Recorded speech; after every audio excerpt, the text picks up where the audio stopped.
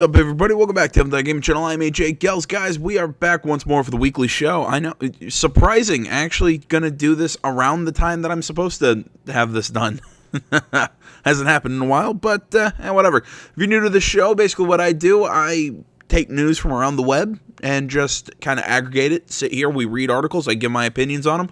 You can always give me your opinions on the stories I talk about down in the comments below, or send it to me over social media. You can also send me links to any articles that I might have missed, and I'll do an update video because it's all I'm stupid. It's always possible that I'll miss some sort of news story, and just didn't grab the article to talk about it. Also in the description below is a list of every topic that I'll cover, as well as links to every article and timestamps of when I talk about each article. Everything this week's coming to us by way of IGN. I was lazy again this week, like last week. Deal with it. There was one other thing. Oh, that's right. Next week, I'm not 100% sure how I'm going to do this. I'm going to be going home for a couple days and not move all my recording stuff with me. I'm on Thanksgiving break right now, and I have a full week off. So I'm not 100% sure if I'm going to kind of get a bit of a backlog and put the stuff on a hard drive and just upload from my laptop for a couple days or whatever. I don't know quite yet. So if it just seems like the channel kind of goes dead for a couple days, don't be alarmed. It's not shutting down. It's not anything bad. I'm just at home and away from my computer. I will be back up next Saturday. I'm trying to think here. Basically, I'll be gone Tuesday, Wednesday, Thursday. I'm coming back Friday. And so that's kind of what's going to go on with that. So other than that, let's hop right into the news. We have the Until Dawn devs PSVR horror game, The Inpatient, delayed to 2018. I keep misreading the title of this article. I keep reading it, horror game, The Inpatient, delayed to... I just put the inflection in there wrong because they don't have anything separating that this is a name, not just the word The Impatient. What? It's... whatever, I'm weird. Article, Alex Osborne, IGN. The Inpatient, the upcoming PlayStation VR horror title from Supermassive Games, has been delayed to 2018. In a post on its official website, the developer announced The Inpatient is now set to release for PSVR on January 23rd in the United States and January 24th in Europe. The psychological horror game set in the Until Dawn universe was originally slated to release on November 21st. This makes me a little sad because I don't have a PSVR. I'm looking to I was gonna get one big tech thing for Christmas, and I think I'm getting it. Probably get a Switch just to kind of widen the games that I can review and play and whatnot. But man, God, if it's set in the Until Dawn universe, I really want this because I loved Until Dawn. I think IGN gave that game a 7.5. Personally, I vastly disagree with that. I'd at least give it an 8. It was a damn good game.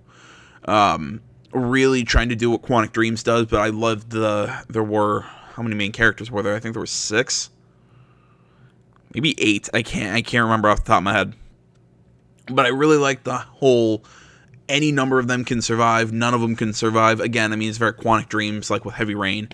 God, that game was good. Where was I? Right, let's watch the trailer.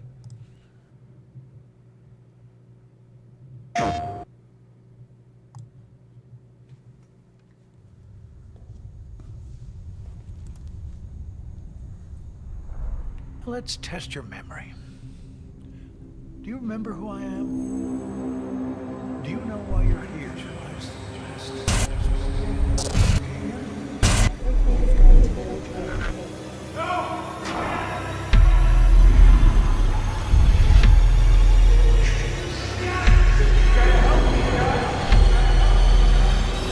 It's too big to keep quiet.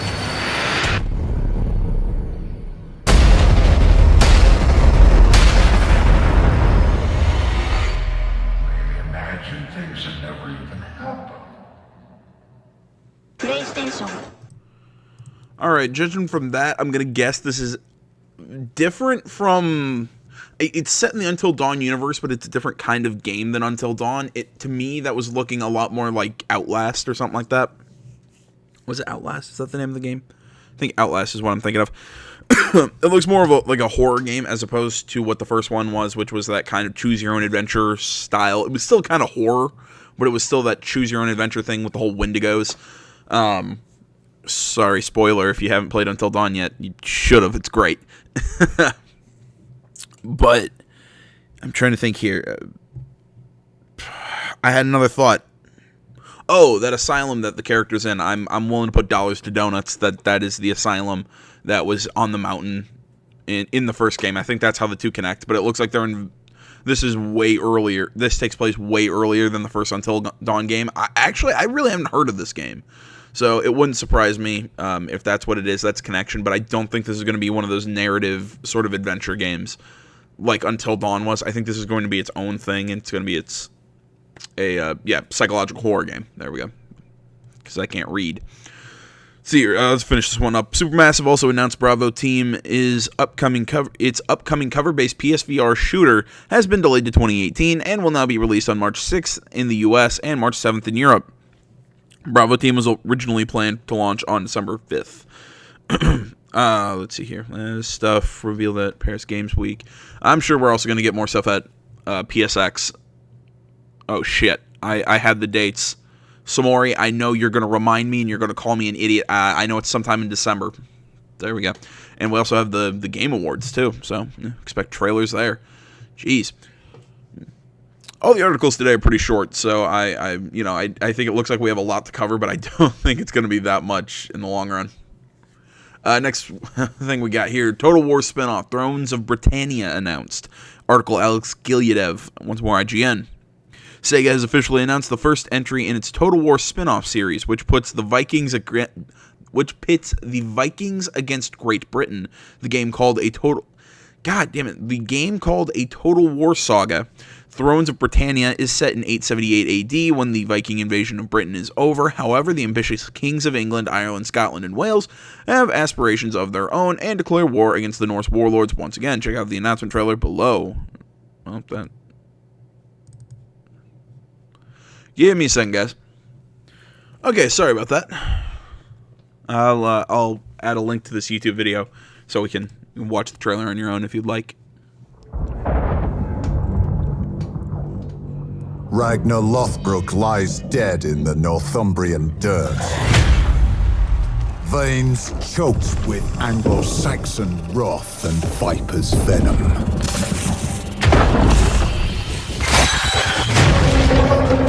Revenge was swift. His sons laid waste to the British Isles, splintering the land and slaughtering all who opposed them. The Viking horde swept west, an insatiable force that brought Alfred the Great to his knees. But some men can only be pushed so far.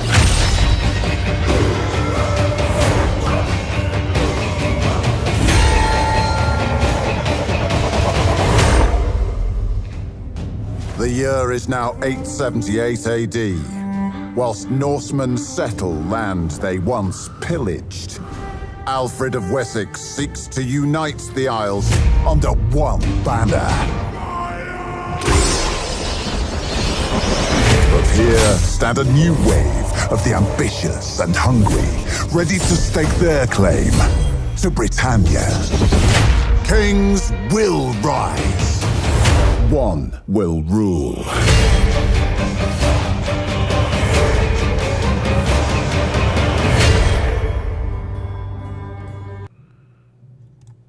So I'll play with... Never mind. There's nothing. All right. Excuse me. I don't know why that wouldn't load. Let's see here. The game, along with every entry in Sega's Total War spin-off series, won't be shorter or smaller than mainline Total War titles, and are said to be similar in scope and focus to the Total War Shogun 2 expansion, Fall of the Samurai. Sega promises that Thrones of Britannia will feature, and I quote, the most detailed Total War campaign map ever made, end quote. For more on a Total War Saga, Thrones of Britannia, which will be available for PC in 2018, you can check out the Steam page here. There's a little hyperlink. I like the concept. I'm not a big Total War guy. I'm not a big RTS guy, mostly because I suck at them. I don't have the patience and or the concentration to play these kind of games. but I have been playing Total War Warhammer, the first one. I really like it. I know there's a lot of people who are kind of PO'd at the second one, just kind of calling it, oh, it's a spin-off, or it's not a spin-off. It's basically DLC for the first one that you're charging $60 for. Again, companies can do what they want. I don't know. All in all, looks good. That trailer was really neat. I like the art style and everything, but again, I'm not a Total War connoisseur, if I might turn a phrase. So hope anybody out there is interested. There you go. That's coming next year. Currently available for wishlist on Steam. Moving on to a game franchise that I actually really do like. Not that I don't like Total War. You know what I mean. Hitman developer lost the right to make Kane and Lynch sequels. An article this by the IGN staff. Once more, IGN. IO. It is IO, correct? As in the letters IO, or is it EO?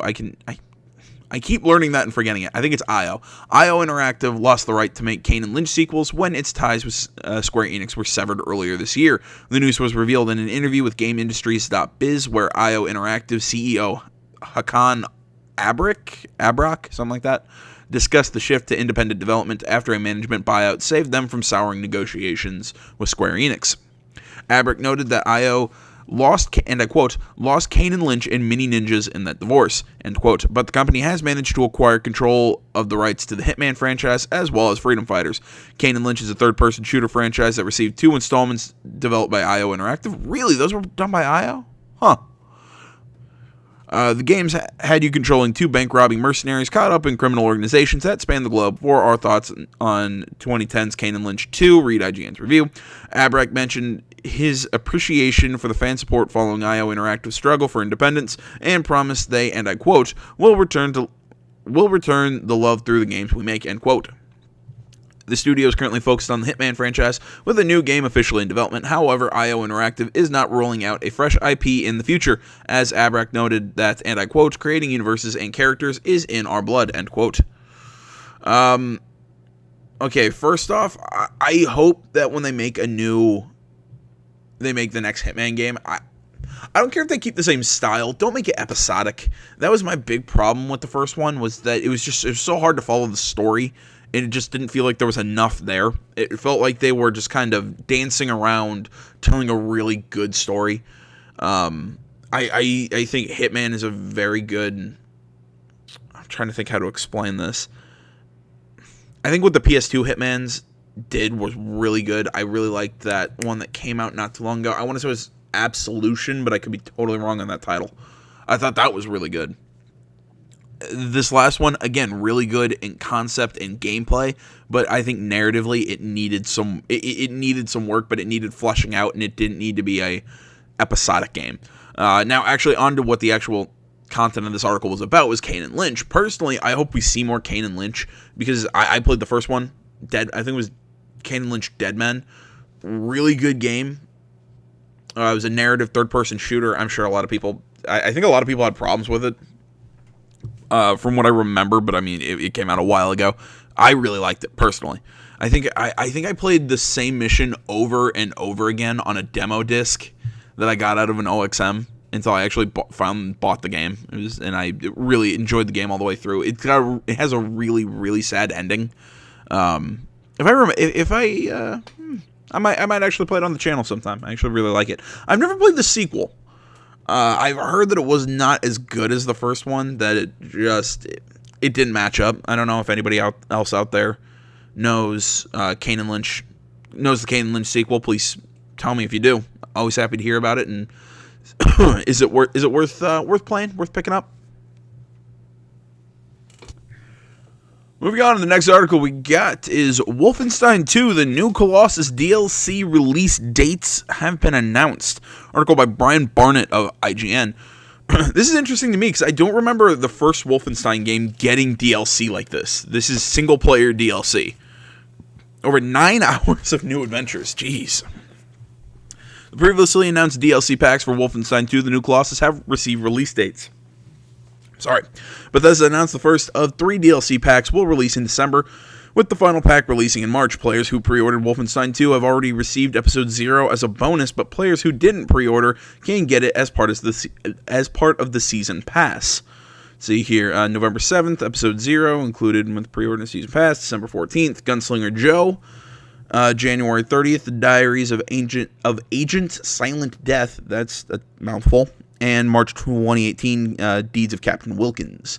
See here, Episode 0 introduces players to the character they will play in each DLC pack, fighting for freedom in the Nazi-occupied American territories. Bethesda and Machine Games will release the first DLC pack, The Adventures of Gunslinger Joe, on December 14th. Players will take control of Joseph Stallion, a former NFL quarterback who fights back against the Nazi menace from Chicago to space. The second pack, The Diaries of Agent Silent Death, releases January 30th and will focus on the exploits of ex-OSS agent Jessica Valiant, an assassin who will fight the Nazi war machine in California to uncover the secrets of Operation San Andreas. All right. The final DLC pack, The Amazing Deeds of Captain Wilkins, comes out in March 2018 and focuses on U.S. Army hero Captain Gerald Wilkins, who travels to Alaska to stop Nazi Operation Black Sun. The Wolfenstein 2 Season Pass, The Freedom Chronicles, is $25 and Episode 0 is now available. Check out IGN's review, Wolfenstein 2, blah, blah, blah, blah, blah, blah, blah, blah, blah. That mysterious vault that we kept seeing, still don't know 100% what that is. I'll look that up sometime and talk about it. It's connected to... there are theories out there. I haven't actually looked into it and to see what exactly it is. I really don't have much to add to this other than love the game, and I don't know if I'll actually play the DLC, but I'm definitely going to finish the story. So yeah, I feel really bad just reading these articles and not having anything to add, but I mean, that was all pretty self-explanatory, other than just this game kicks ass. Moving on, we have Vivendi rules out Ubisoft Takeover for the next 6 months. Now, this is something I've been talking about, God, I can't even remember for how long. I mean, this is actually the first one that's fairly short, so let's just hop into it. This article, Hope Corrigan, IGN. Vivendi has ruled out a hostile takeover of Ubisoft for the next 6 months after the release of third quarter earnings report. Reuters reports that Vivendi has made the decision due to its third quarter earnings before interest, tax, and amortization, don't know what that is, came in at 293 million euros rather than a projected 324 million euros. Ubisoft, on the other hand, is up 96% since January and has beaten sales targets for a record high for the company. Go them. The company has been fighting a potential takeover from Vivendi since 2016 when a hostile takeover bid was backed by Gameloft. Earlier this year, Ubisoft announced a buyback program to regain control of its stock and prevent the media conglomeration from taking over. Since then, Vivendi has reportedly been unsure of whether to bid for a takeover, but with Ubisoft reporting fine numbers on its own, it seems the media conglomerate is cooling its jets for now. Personally, I think that's good. I don't want... it's kind of weird, because I don't know a lot about Vivendi. I know the name. I just cannot think of a lot of what they've done. I just don't want Ubisoft to be taken... Because I like what Ubisoft does on its own. I don't want to see them taken over by a conglomerate and being told what to do. Then you have the fact that right there, I mean, this is a... I think this kind of shows the disparity. I'm not saying that they're putting a whole hell of a lot of money into Ubisoft, but I think that that's why they're down. You know, like they said, like their earnings were below what they were projected to be. I'm not saying that's the reason, but it's nice to see that they're not doing so well. Ubisoft's doing really well. And it looks like they're cooling off, and Ubisoft's going to at least continue being Ubisoft for the next 6 months. But with this, I think this is good news, and this is signs that Ubisoft is going to maintain independence. Now I'm going to stop talking business stuff because I don't know. I'm not a business mind. I'm just some dude who sits on the internet and talks about video games. Ugh. I hate having to get serious and act like an adult. Ugh. Next article, we got PUBG Desert Map shown off in new screenshots. Article Alex Osborne, IGN. PlayerUnknown's Battlegrounds screenshots have been released for PlayerUnknown Battlegrounds. Blah, blah, blah, blah, blah, that provided a glimpse at the upcoming, I think it just had a small stroke, at the upcoming Desert Map, which will be available for the popular shooter once the game exits early access later this year. Oh, geez, it's finally leaving early access. Check out the screenshots, which were revealed by the official NVIDIA GeForce website below. All right, let's take a look here. I kind of like it.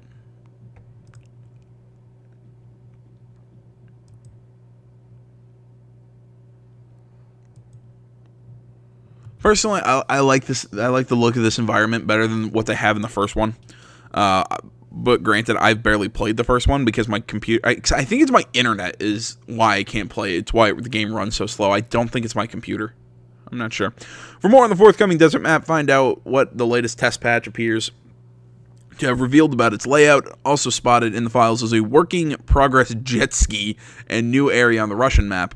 I don't know. PlayerUnknown's Battlegrounds will launch on Xbox Game Preview in December. Find out, blah, blah, blah, blah, blah, more words.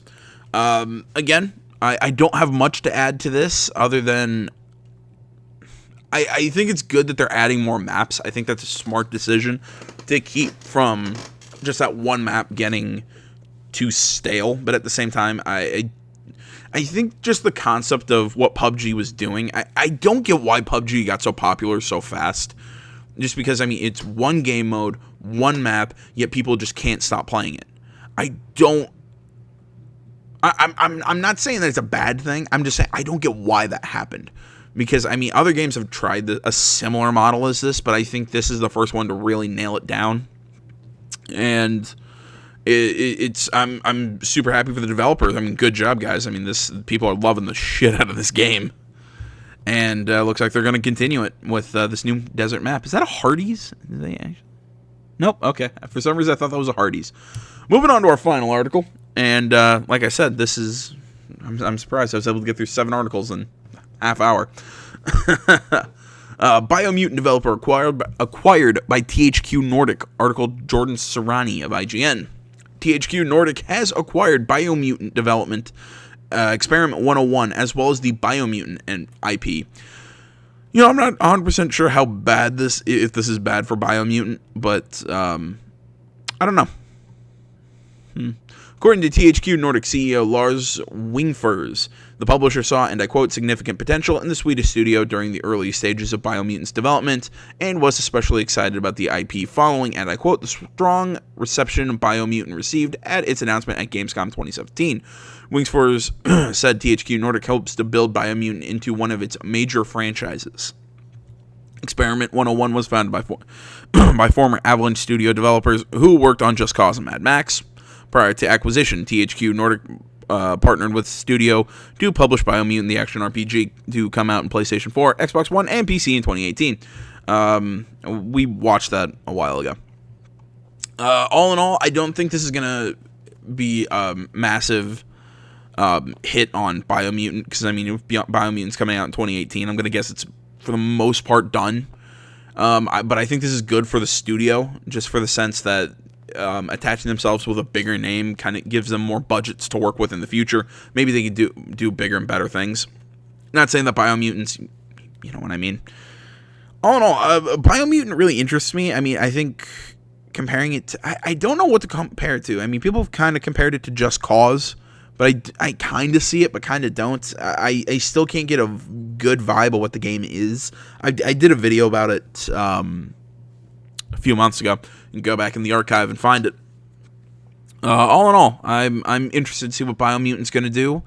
And, yeah, I really don't have much else to say. So there you go, guys. Short story long. It took a... if I rambled any there, I'm trying to cut back on it. I promise you, I'm trying to cut back on it. But if you enjoyed this show, you can find it every week. I try and get it up by noon. It doesn't happen all the time. As you can see, it's 12:22 right now. But I try and get it up by noon Eastern, 9 a.m. Pacific. Or sometimes it goes up a little after that. But, you know, it's up every Saturday. I try and get it up also every Saturday. But, again, that doesn't always happen. Either way, thanks for watching, everybody. Facebook, Twitter, the website, minds.com. Links, all that stuff is down in the description below. Please remember, you can always get a hold of me through the comments or any of that social media. Also, remember to like and subscribe if you're not already. Thanks so much for watching, everybody. Thanks for putting up with my crap opinions, my rambling and all that. And I'll see you next time. But until then, I'm AJ Gels, the Untitled Gaming Channel. I'm out.